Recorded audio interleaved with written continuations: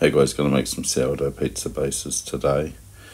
This recipe will make 4 individual pizzas. You end up with about 950 grams of base. I divide that into 4. So we're going to start by just doing the flour and water, waterlising it. So we're just mixing in 430 grams of flour and 340 grams of water. During the video, any of the mixing times will be, as you see on the screen, real time. We'll chop the waiting times out, obviously, but when I'm mixing the dough and all that, you can see how long I'm mixing it for. It'll be the real time on the screen. So we're just autolysing this now, so we're doing it all by hand. Autolysing just lets the flour and water combine and helps to develop the proteins in the flour to give us a more bubbly base. So I'm going to just mix the flour and water, as you can see now, and then I leave this for about 4 hours. This recipe suits my weekend, where I start making it Saturday morning, finish making it Saturday afternoon, and then we have the pizzas Sunday night. So they'll sit overnight in the fridge once they're all done, and then Sunday morning, Sunday afternoon, we'll take them out and then stretch them into the pizzas. So that's it. I've just mixed the flour and the water, scraping down the side of the bowl, cover it up and leave it sitting there. So mine's for about 4 hours. You can do as little or as long as you want. 4 hours works for me and gives a nice result at the end. So anytime I leave the dough, it's always covered. I just use Nana's sour cap. That was shower cap, not sour cap. So 4 hours later, I'm just adding my salt, semolina, oil, and starter. And then we'll mix the dough to develop it. And the oil, as well.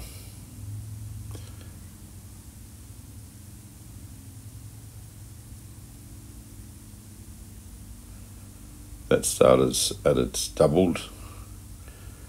So I'd fed it the night before, left it out overnight to double in size. It was up and ready to go this morning, so I've kept it in the fridge for those 4 hours. So now we're just mixing it all together. First of all with a spoon. Use whatever works for you.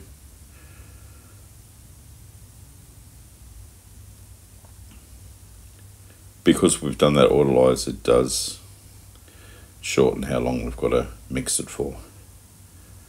And we will then let it rest again and again and again, and all that it saves you mixing. The dough develops itself. Now I'm just going to do this for a little while by hand.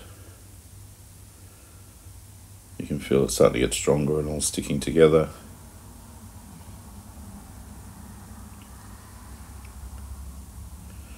It's quite a soft dough, the pizza dough.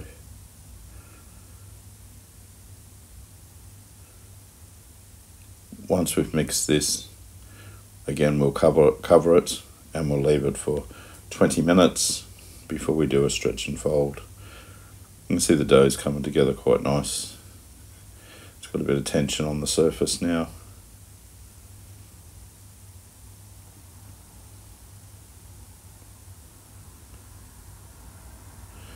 And as I said, this is all in real time, so this is how long I'm actually mixing it for. I'm just using the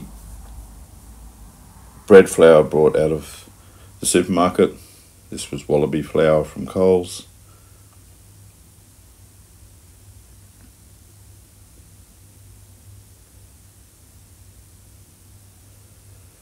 It's starting to look like a dough now.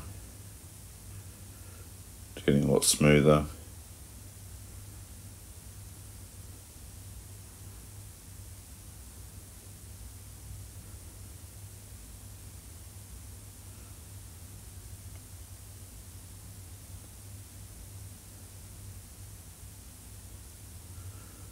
There we go, and then we're just going to cover it, like I said, and leave for 20 minutes. 20 minutes later, we'll do our first stretch and fold. Just pulling it up and folding it over. If your dough is really wet or sticking to your hands, you can put some water on your hands.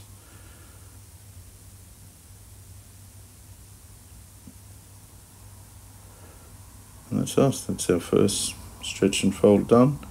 Then we'll cover it up and leave it for another 20 minutes. Come back and do our second one.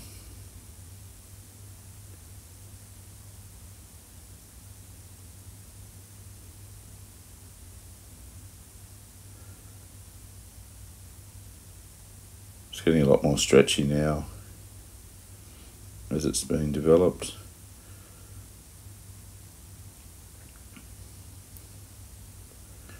And that's number 2, stretch and fold. We'll cover it up, leave for another 20 minutes, come back and do our third and final stretch and fold. The whole time the dough's been sitting out at room temperature. Mine's a little bit cold, I'm doing it outside. Ideally you want the dough around 26 degrees. Any hotter and it'll move a lot quicker, but you'll start to lose some of its firmness. So 26 is the magic. You can heat your water, cool your water, heat your flour, cool your flour, whichever way you need to go to get it to 26. I've left it to double in size. That took just over 2 hours for me. Now we take the dough out of the bowl, onto the bench, divide it into 4.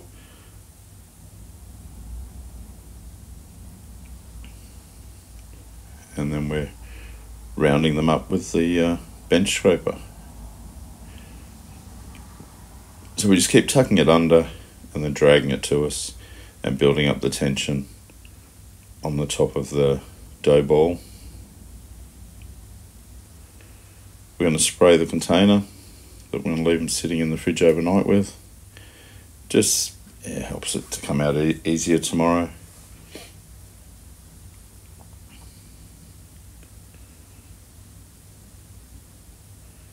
Obviously you can adjust the recipe to make 1, 2, 3, 4, 10, whatever you're making.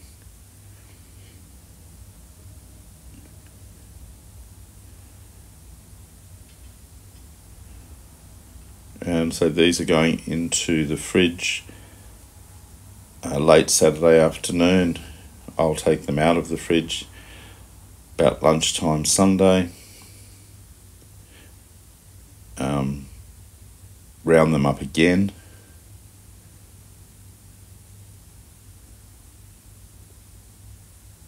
And then leave them to rest and then stretch them out into the pizza. So that all depends on the temperature as well. So I'll have them out earlier because it is middle of winter here than I would in summer. In summer they'd stay in the fridge longer. So just going to give a light spray of the oil on top, just stops them sticking too much together. Because it is a soft dough, they will sort of flatten out in the fridge overnight. And that's it, in the fridge.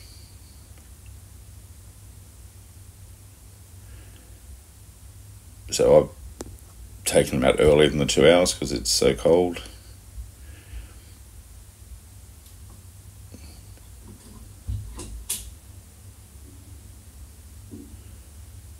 Take your dough onto the bench.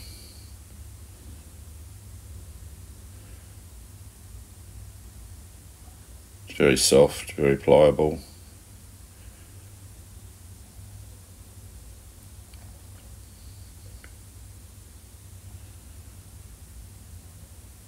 And we're just going to round them up.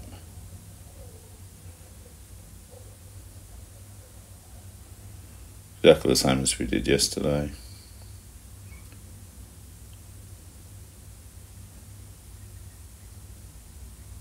Building that tension on the top.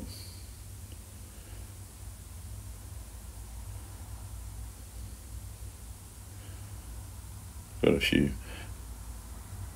specks of pepper or something on mine. I don't know how I managed to do that.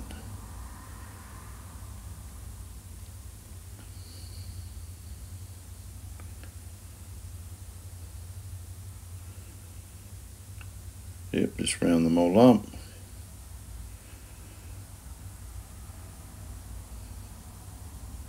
This dough could have stayed in the fridge for anywhere up to 5 days, so you can make it in advance.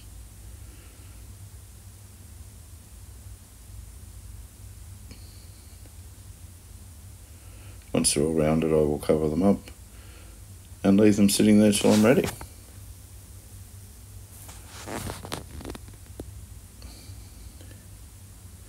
So I've just papered my tray there, as you can see. I'm going to use semolina and flour mixed together for pinning out the pizza bases.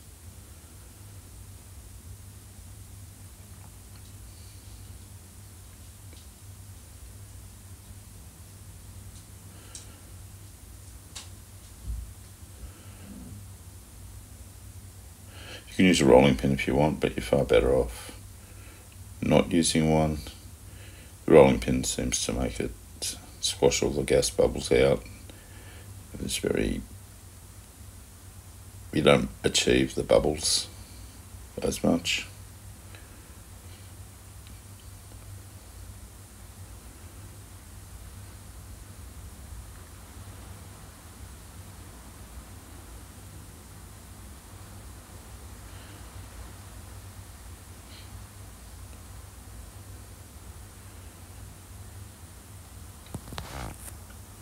If you're doing them on your normal kitchen oven,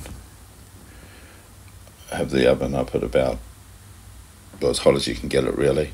Mine goes to about 240, but I have the pizza stone out and on the gas hob heating that up. So say if I was doing it in the inside oven, as I'm stretching these doughs out, I would then lay them straight on the pizza stone that's on top of the gas and top while they're on there, just to get it nice and hot. I'm using my outside bakery oven, so I don't need to do that today.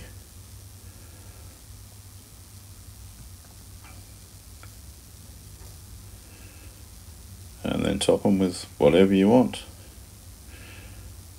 Not like that. We're going to do 3 with the pizza sauce on, 1 without.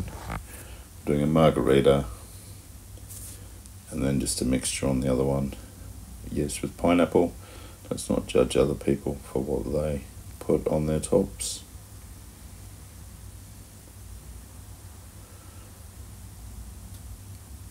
And the third one we'll do with olive oil, pepper strips, jalapenos, bocconcini, and some basil.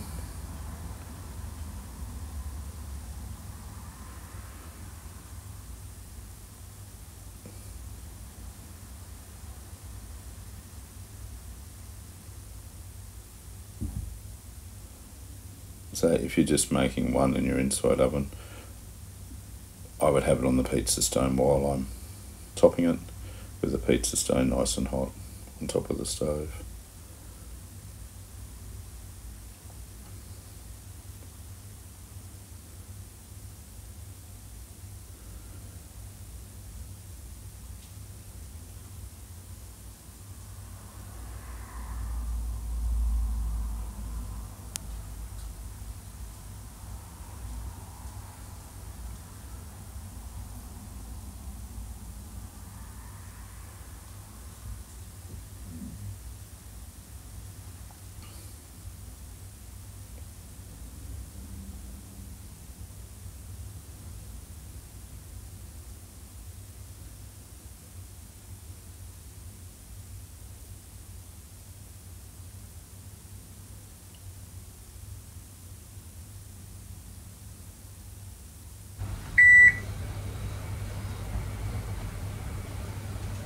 So if you're making them to use the same day, give it as long a rest as you can after you've mixed it and it's had its 2-hour fermentation.